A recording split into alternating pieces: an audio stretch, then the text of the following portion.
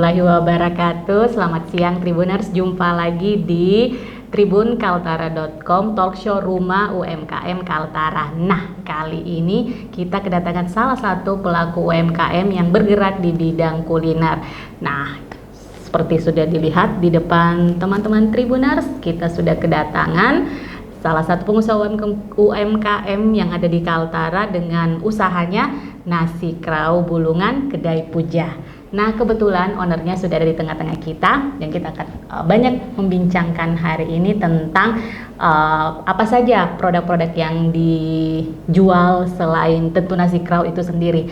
Nah, selamat siang Kak Puja ya? Iya, betul. Kak Puja. Nah, ini Kak, untuk nasi krau sendiri awalnya itu terinspirasi pertama kali, oh saya mau usaha saya nasi krau itu seperti apa? Atau memang ada ketertarikan sendiri di bidang kuliner sehingga memilih jenis usahanya mau kuliner aja? Oh iya, sebelumnya saya ini wanita karir sih sebenarnya. Okay. 4 tahun di Kalimantan Utara, awalnya coba iseng-iseng ikut CPNS. Oh, okay.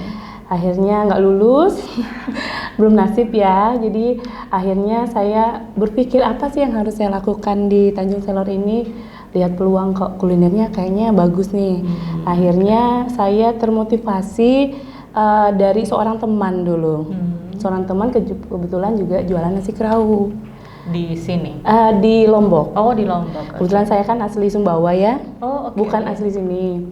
Jadi sekiranya apa sih yang di Tanjung Selor itu belum ada gitu. Saya lihat peluangnya, oh ternyata dari iseng-iseng awalnya coba-coba online, akhirnya ternyata banyak peminatnya. Okay. Ya, jadi banyak peminatnya dari awalnya dari rumah ke rumah, kantor-kantor online, akhirnya karena banyak peminatnya, alhamdulillah buatlah sebuah kedai kecil gitu. Nah, Tribunal, seperti kita ketahui untuk nasi krau itu sendiri salah satu kuliner khas yang berasal dari Gresik, Jawa Timur ya. Betul. Nah, kalau untuk mencocokkan lidah dengan orang di Kaltara itu sendiri seperti apa untuk penyusunan mungkin atau rasa dari nasi krau itu sendiri, ada yang sengaja ditonjolkan nggak untuk cita rasanya? Kebetulan suami saya kan orang asli sini ya. Jadi saya coba tanya dulu nih suami saya, kira-kira orang Tanjung Selor ini sukanya apa sih? Okay. Beliau jawabnya, kalau orang sini sih sukanya agak gurih pedes, gitu kan? Berbeda dengan orang Jawa yang lidahnya manis, gitu kan? Jadi saya mencoba untuk membuat sebuah kreasi, gimana ya buat makanan yang gurih, manis, dan pedes, gitu. Karena pada dasarnya sebenarnya nasi krau ini manis. Oh iya, okay. Manis sebenarnya.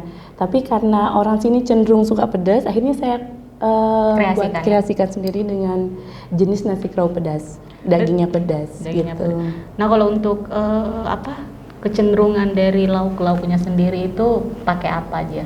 Ini ada daging sapi, paru, lalu sebenarnya nasi krau itu hanya daging saja. Oh, untuk aslinya? Iya, aslinya dari Gresik tuh hanya daging saja dan telur bacem. Okay. Nah, tapi karena di sini saya lihat paru belum banyak diproduksi gitu kan, sementara beberapa toko-toko di pasar ya, bukan toko ya, yang pedagangnya masih banyak jualan paru, saya coba buat kreasi paru juga di situ, paru balado. Akhirnya saya lihat juga nih di pasar Tanjung Selor ini banyak kerang kan. Oh, bagaimana caranya saya mengolahnya, saya buat lagi kerang balado. Lalu hati ampela, pokoknya apa yang sekiranya di pasar saya bisa manfaatkan itu dijual, saya jual dalam bentuk masakan nasi krau. Nah, kalau untuk penjualan sendiri sekarang ada store sendiri atau gimana? Ada, kami store-nya di Jalan Nampe Padi. Okay. Jalan Nampe Padi di kalau misalkan lewat perempatan Jalan Salak di dekat situ di belakang Alfamidi. Ya. Itu store kami yang ketiga sebenarnya. Oh, yang pertama, kedua? Yang pertama di Family Mart. Ada di samping Family Mart ada stand di situ. Oh iya, baik. Nah, itu yang pertama kali sebenarnya. Cikal bakal dari. Iya, akhirnya kami alhamdulillah banyak yang animo masyarakatnya senang dengan cita rasanya. Akhirnya kita buka di Tanjung Kuliner. Oke, berarti yang kedua di situ. Yang kedua.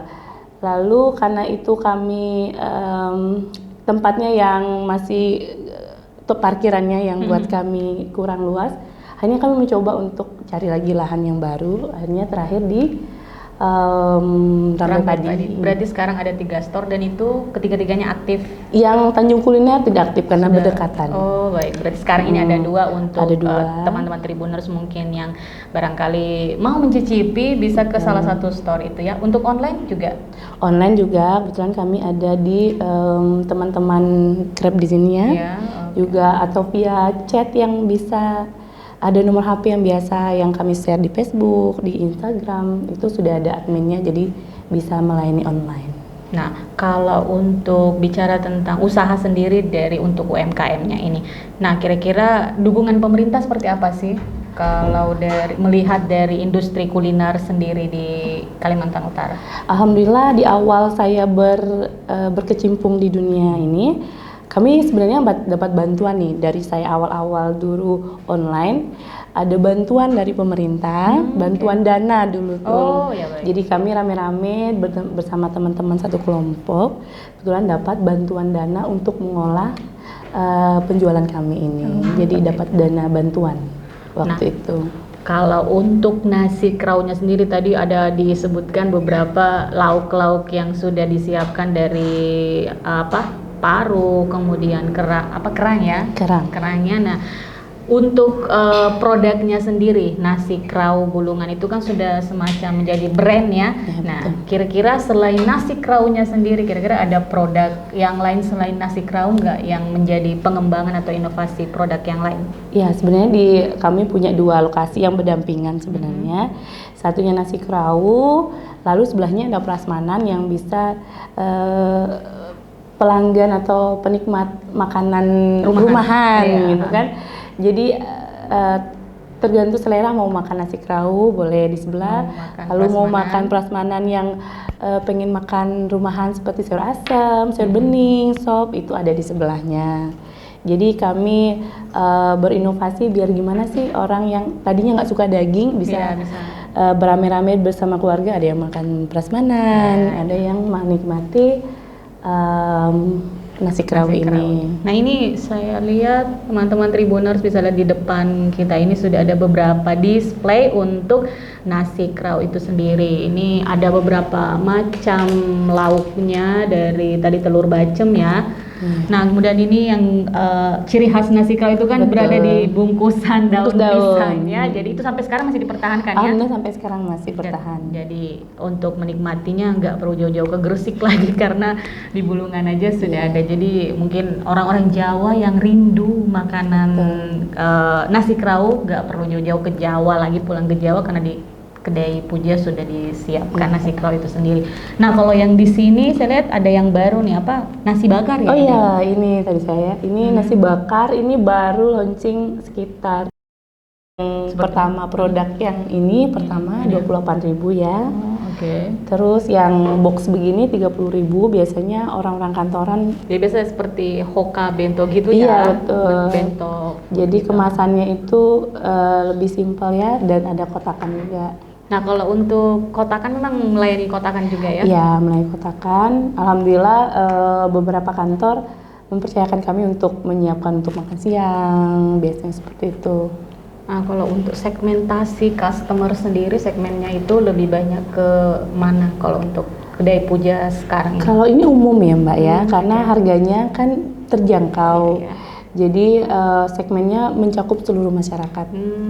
Karena kami juga menyesuaikan dengan bagaimana sih tingkat perekonomian di Kaltara ini, dan saya lihat tingkat perekonomian kan cukup bagus ya Mbak. Jadi kami sesuaikan semua kalangan. Nah, ini kita bicara soal suka dukanya nih selama menjalani atau menggeluti bisnis di bidang kuliner ini, apalagi di tengah bahan-bahan pokok mulai naik.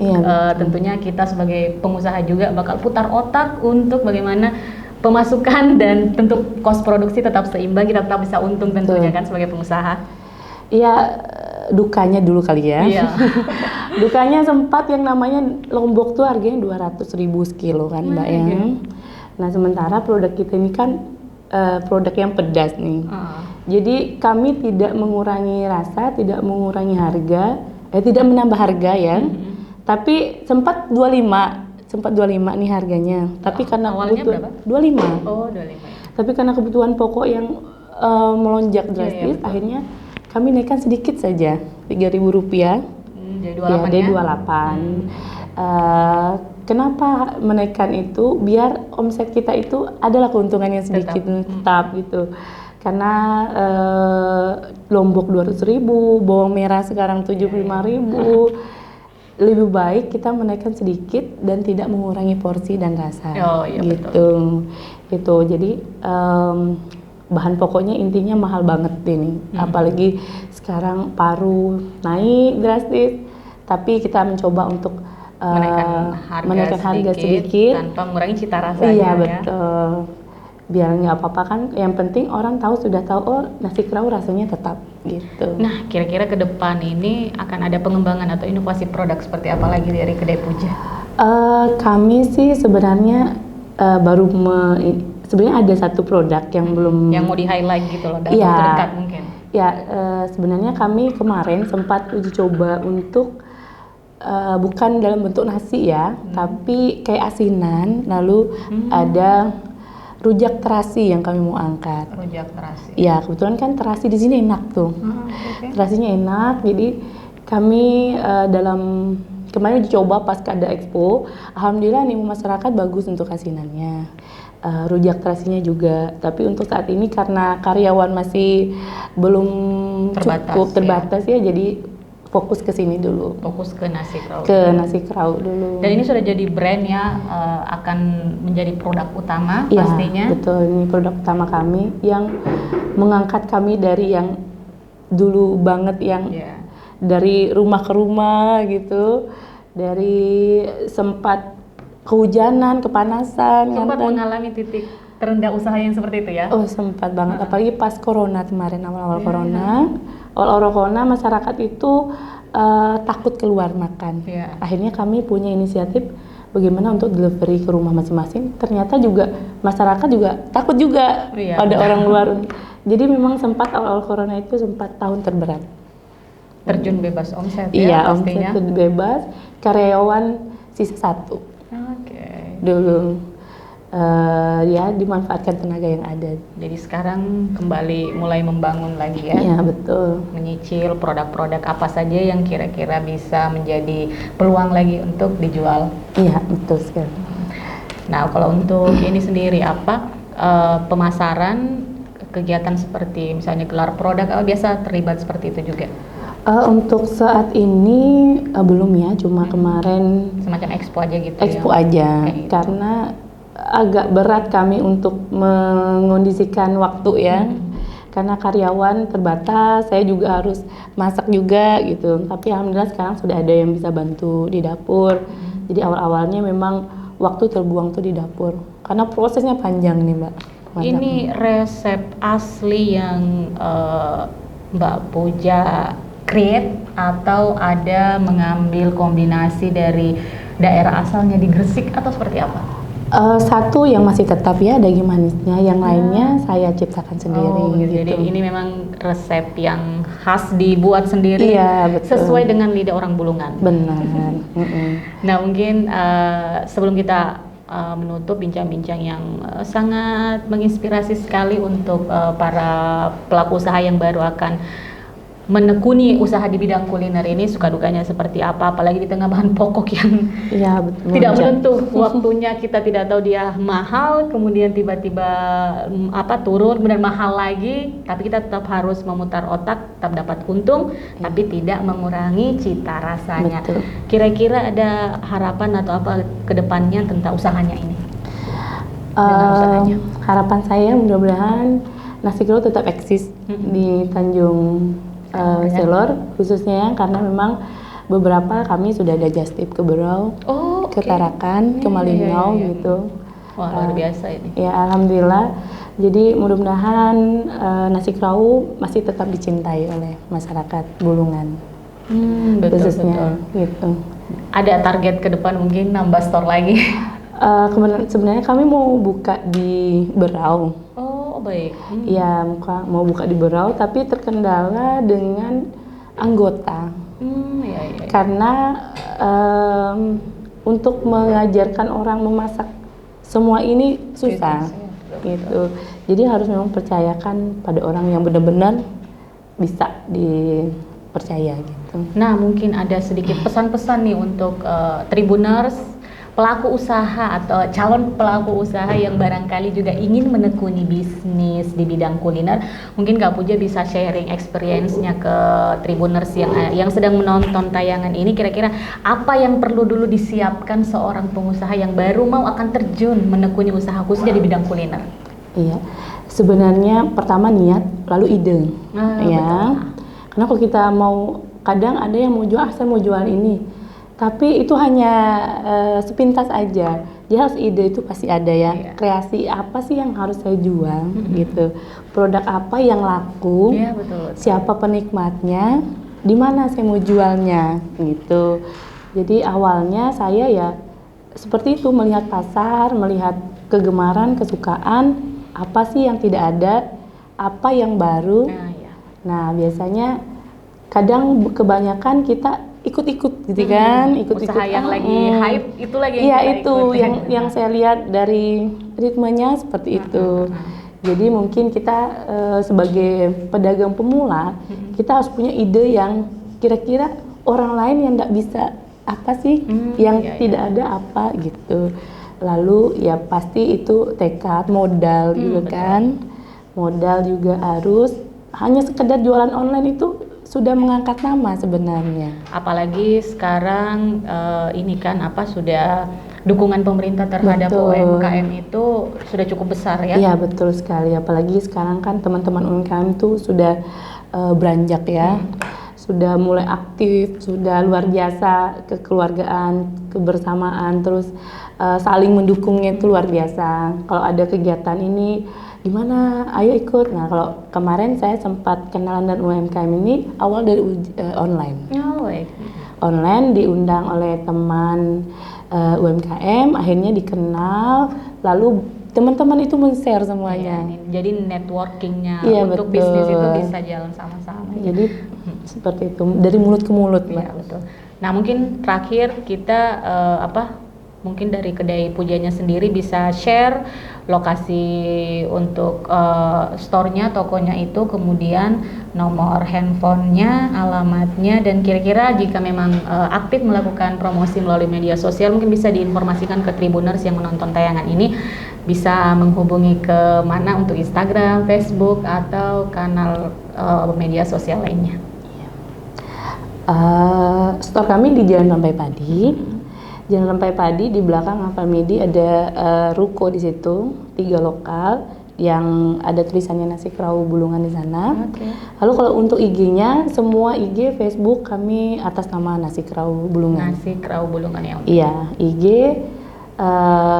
Facebook semuanya atas nama Nasi Kerau Bulungan. Untuk kontaknya? telepon. Kontaknya 0822 35 322 855. Nah, itu tadi sudah disampaikan secara lengkap untuk store-nya. Kemudian yang mau menjangkau melalui media sosial juga bisa karena tersedia di Instagram dan Facebook juga. Jadi tidak perlu khawatir tidak bisa mendapatkan atau mencicipi kedai Puja karena penjualannya sudah terbuka sangat luas khususnya di area Bulungan ini. Dan kabarnya sebentar lagi jika ada waktu akan merencanakan ekspansi ke provinsi sebelah ya, Iya, ke Berau jika sebelah. memungkinkan nantinya.